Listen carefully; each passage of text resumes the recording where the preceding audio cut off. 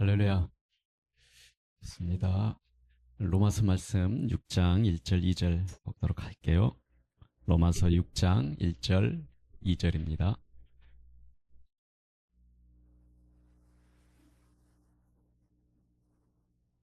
우리 앞에도 같이 한번 1절 같이 한번 읽을까요? 시작. 그런즉 우리가 무슨 말을 하려 은혜를 더하려게 하고 죄에 거하겠느냐? 그럴 수 없느니라. 죄에 대하여 죽은 우리가 어찌 그 가운데 아멘. 우리 지난 시간에 제목 혹시 기억나신 분 있으십니까? 설교 제목 은혜의 잠기다. 우리들이 짠 것 같잖아. 이렇게 안 짰잖아. 그렇지? 은혜의 잠기다. 네, 은혜의 잠기다. 은혜에 푹 잠기는 그 은혜가 오늘 이 시간에 저와 여러분 우리 예배 속에 있기를 축복합니다. 우리가 마음 한쪽에 한편에서 이런 생각들, 이런 말들이 올라올 수 있어. 가끔 그럴 때가 있는 것 같아요. 잘못인 줄 아는데 그렇게 하고 싶지 않은데 또 다르게 살고 싶은데 그런데 같은 실패를 반복하는 경우가 있잖아요. 그렇죠? 저도 여기서 자유롭지 못하고 우리 모두가 그런 것 같습니다. 그때마다 어쩔 수가 없어. 나는 원래 이러잖아. 나는 원래 성격이 이러고 원래 나는 기질이 이래. 어쩔 수가 없고 난 또 연약해. 그래서 난 죄를 지을 수밖에 없어. 이렇게 또 우리 스스로를 또 타일릅니다. 지난주에 5장 20절 말씀의 그 한 구절을 한번 떠올리면서 시작합니다. 죄가 더한 곳에 은혜가 더욱 넘쳤나니. 그 말은 은혜가 크다는 거예요. 우리 연약함과 죄가 더 크다는 거예요. 은혜가 더 크다는 거예요. 더 크다는 건 뭡니까? 작은 것. 작은 것이야. 그 은혜가 큰 은혜가 덮어버리는 거예요. 그래서 그러면은 은혜가 있고 우리의 연약함과 죄가 있으면 무엇이 드러날까요? 은혜가 있고 우리의 연약함과 죄가 있어요. 그럼 무엇이 두드러지게 드러날까요? 죄, 은혜.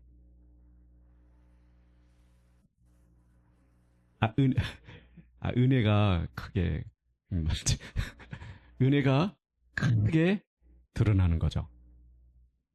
그 말은 우리가 어떤 연약함과 죄를 가졌음에도 불구하고 은혜가 항상 크니까 그 은혜가 덮어버리니까 은혜가 항상 드러나는 거예요. 그렇죠? 근데 우리 눈에는 항상 뭐가 먼저 크게 드러나는 것 같아요. 실제로 우리 삶에서 느끼는 체감된 은혜가 크게 드러나나요? 연약함이 크게 드러나나요? 예배 시간도 그렇고 뭐 말씀보도 그렇고 삶에서 거꾸로 되는 것 같은 느낌이죠. 음.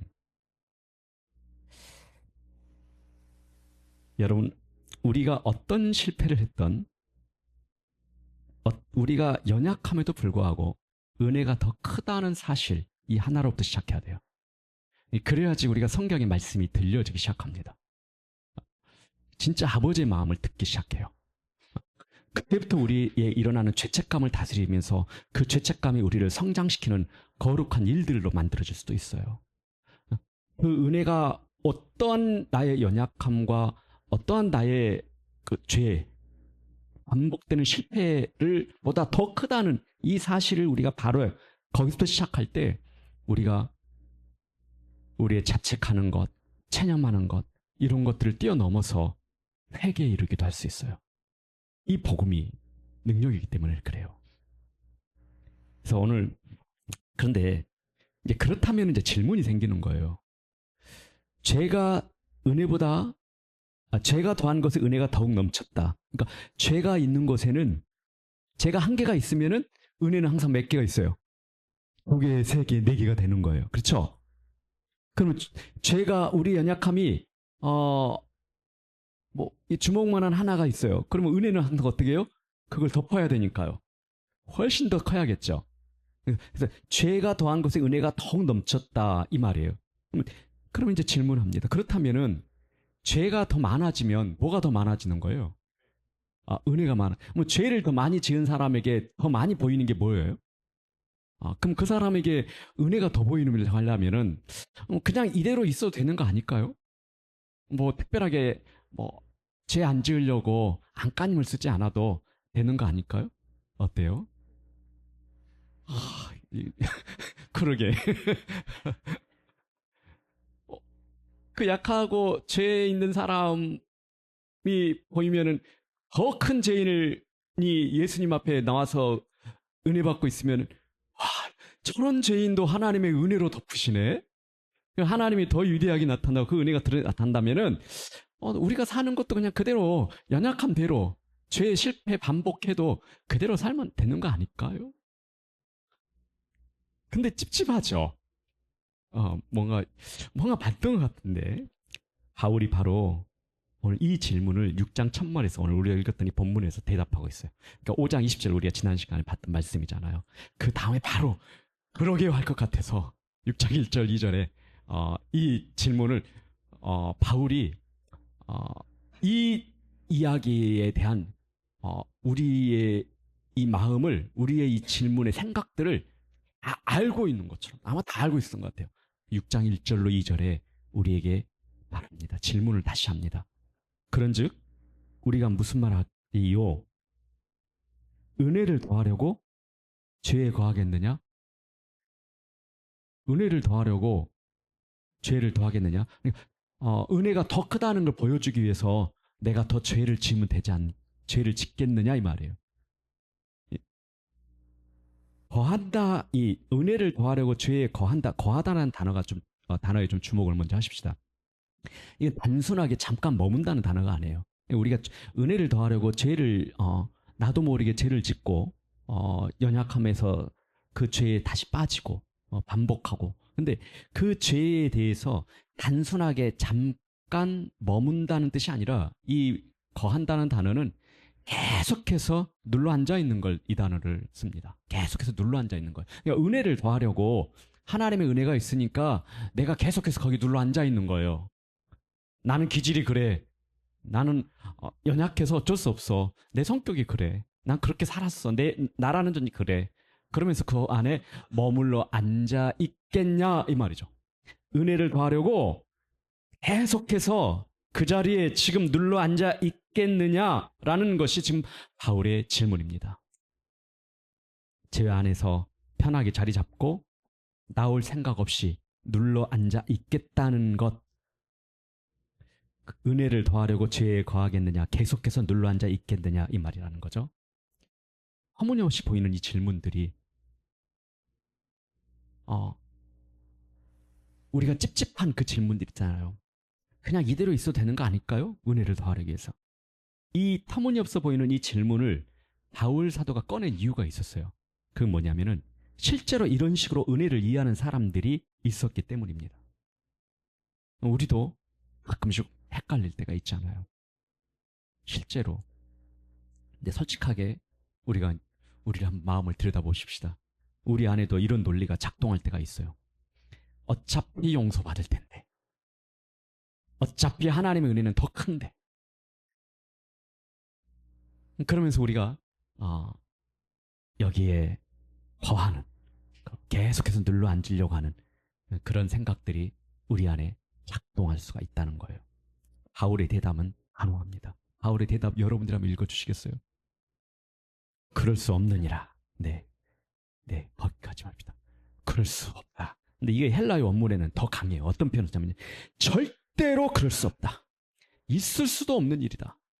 이게 헬라 원문의 표현입니다. 절대로 그럴 수 없고 있어서도 안 되고 있을 수도 없는 일이다. 은혜를 더하려고 죄 안에 거기에 계속해서 눌러 앉아 있는 것은 있을 수도 없다. 절대로 그럴 수도 없다. 이것은 이런 말이 아니에요. 그러면 안 돼. 그렇게 살면 안 돼. 우리 이제 예수님 있잖아. 하나님 은혜가 있잖아. 그리고 우리 이제 신앙생활 하고 있고. 그렇게 살면 안 돼. 이렇게 도덕적으로 가르치는 도덕적인 금지 있죠. 이게 아니에요. 이 바울이 지금 이야기하고 있는 이 로마서에서 이야기하고 있는 것은 도덕적으로 그렇게 살면 안 돼. 우리 잘 살아야지. 그렇게 죄 지으면 안 돼. 빠져나와야지. 이런 의미가 아니라 바울이 말하는 절대 그럴 수 없다는 것은 그럴 수도 없고 있을 수도 없는 일이다. 그럴 수 없다 이 단어는 존재 자체가 불가능하다는 이 말씀이에요. 너희 존재 자체가 내가 하나님 앞에 나아가고 하나님을 아버지라 부르고 우리 주 예수 그리스도의 십자가의 은혜로 구원받은 새로운 생명을 얻은 사람들이 하나님의 이제 은혜를 더하려고 내가 연약함에서 그냥 하나님의 은혜를 더하려고 그 안에 계속 머물러 있는 것 자체는 이미 우리 존재, 신분 자체가 바뀌어버렸는데 존재 자체가 도저히 그럴 수 없는 불가능한 상황이다. 우리 존재가 그렇게 할 수가 없는 사람들이다 이제. 그게 바울의 이야기예요. 로마서 이야기예요. 우리 존재 자체가 불가능하다. 도덕적으로 이렇게 하면 돼. 이렇게 해야 돼. 이런 가르침으로 우리가 권면하는 게 아니라 이미 존재 자체가 십자가의 은혜로 뒤바뀌어 왔다는 거예요. 그 은혜는 뭐냐면은 은혜는 우리가 죄를 지으면은 계속 우리를 그 은혜가 우산처럼 우리를 붙여주는 것, 덮어주는 것, 담요처럼 포근하게 싸주는 것, 이런 것이 아니라 우리가 사는 곳 자체를 바꿔버리는 능력이라고 말합니다. 은혜는 그냥 우리가 이제 죄와 연약함에서 지을 때마다 덮어주고 허물을 덮어주고 죄를 용서해주고 이런 수동적인 것이 아니라 은혜를 받았다는 건, 은혜에 잠겼다는 것은 우리 그 하나님의 은혜 속에서 그 은혜가 우리가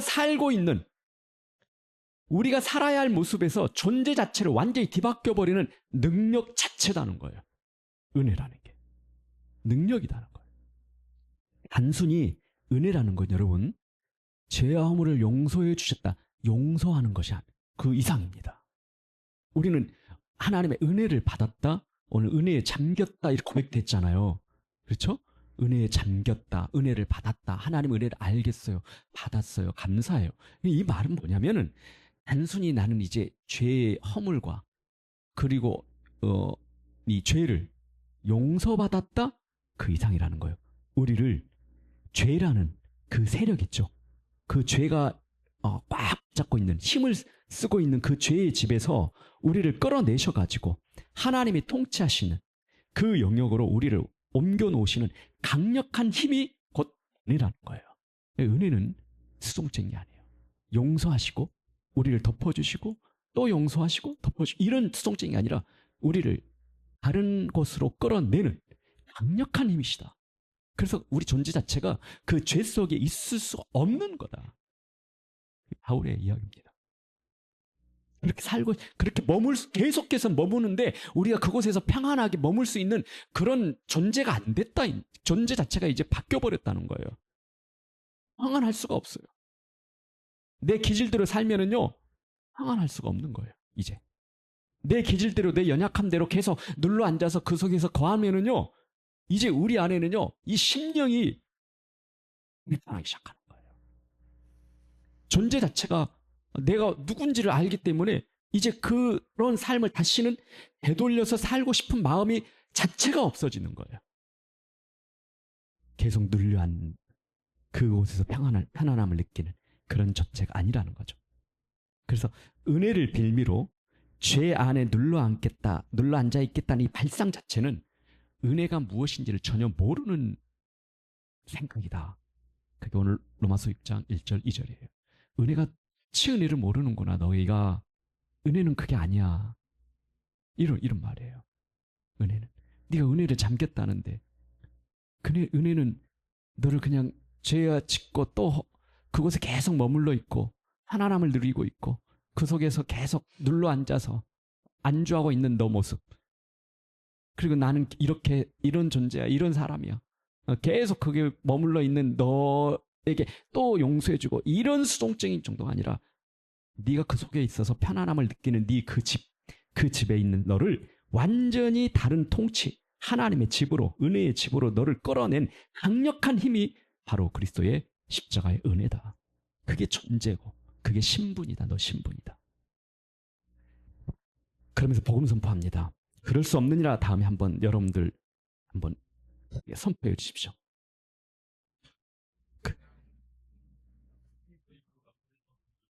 한번 여러분이 영혼에게 한번 다시 선포하십시오. 시작. 죄에 대하여 죽은 우리가 어찌 그 가운데 더 살리오. 죄에 대하여 죽은 우리가 어찌 그 가운데 더 살리오. 죄에 대하여 죽었다. 어떻게 느껴지세요? 죄에 대하여서 완전히 죽었대요. 그럼 우리는 예수님 믿으면은, 은혜를 받으면은 이제 죄로부터 점점 멀어지겠다 생각하게 하잖아요. 그쵸? 죄로부터 조금씩 멀어지고 조금씩 나아지고 이러잖아요. 근데 여러분, 죄에 대하여 죽었다는 이 표현은 죽음이 조금씩 죽는다는 표현보다는 이 완전하게 단번에 죽어버렸다는 거예요. 우리 신분 자체는 완전히 바뀌어버린 거예요. 단번에 바뀌어버린 거예요.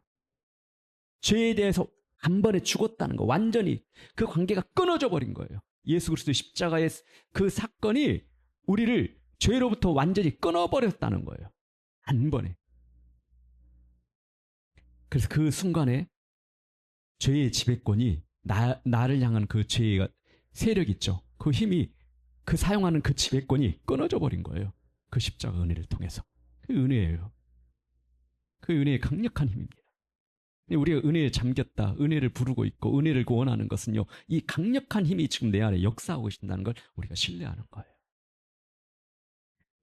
그런데 이제 질문이 이제 그런데요, 이제 질문이 생깁니다. 그렇다면 왜 아직도 우리는 유혹을 느끼고 있는가요? 과거에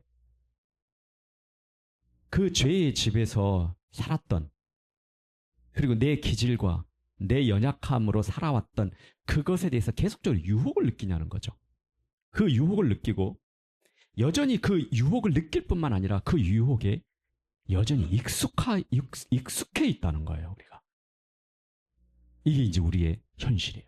이제 여기에 대해서 우리가 오늘 이 말씀을 통해서 한번 답을 찾고 주님의 말씀을 한번 들어보는 시간을 갖도록 합시다.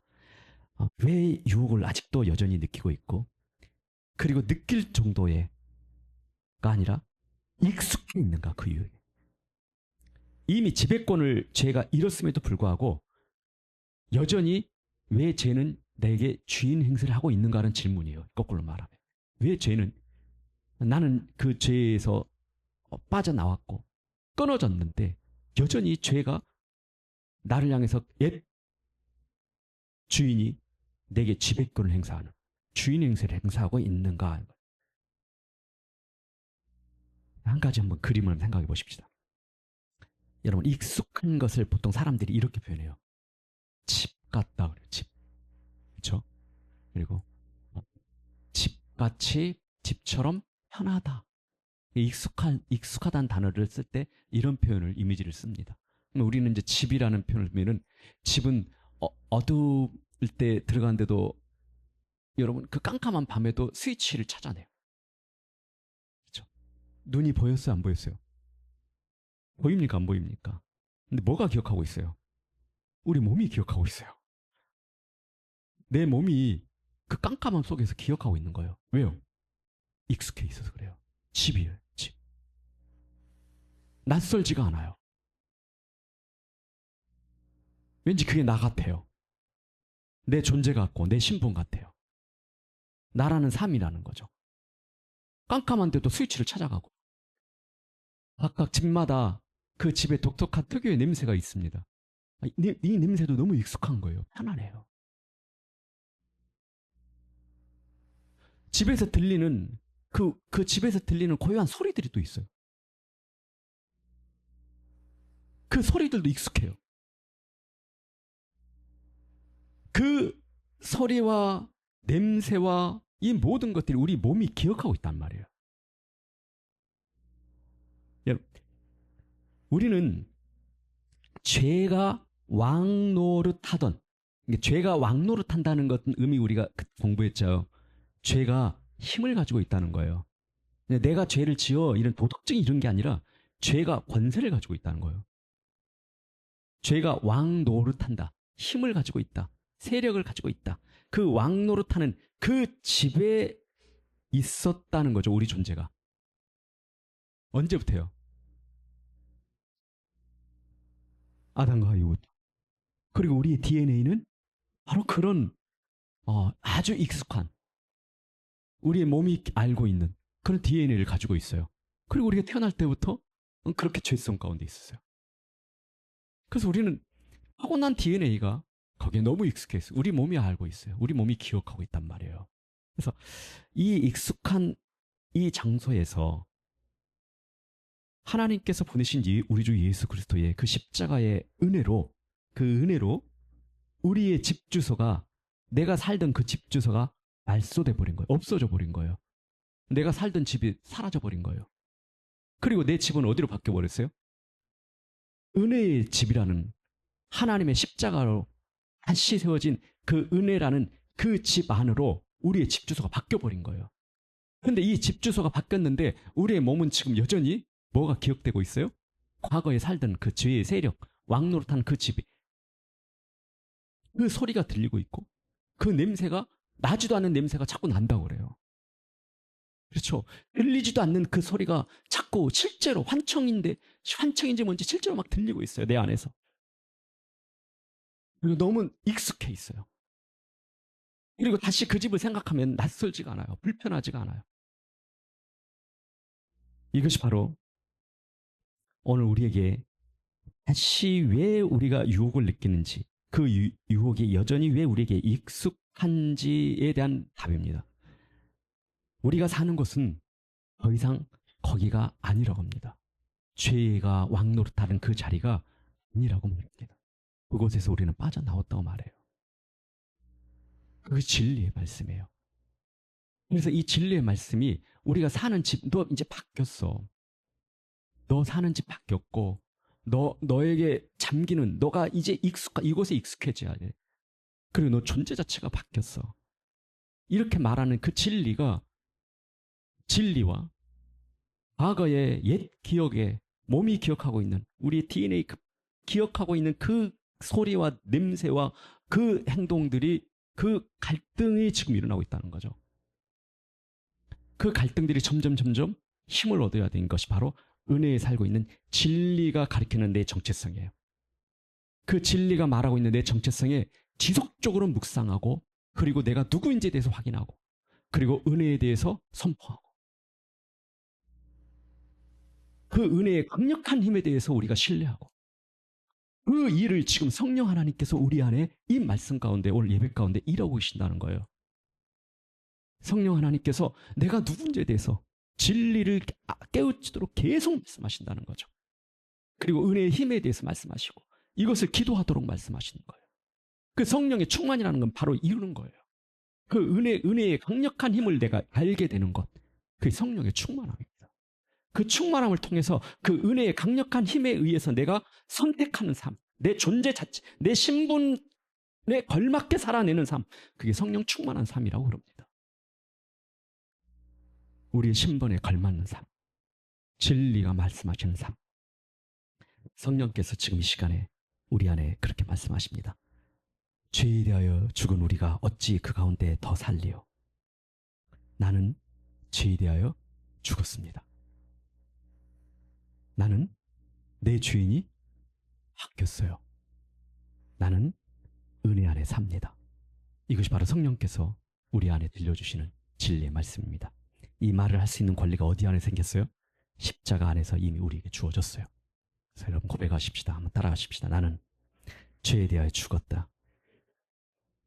너는 내 주인이 아니다. 나는 은혜 안에 산다. 잠시 기도할게요.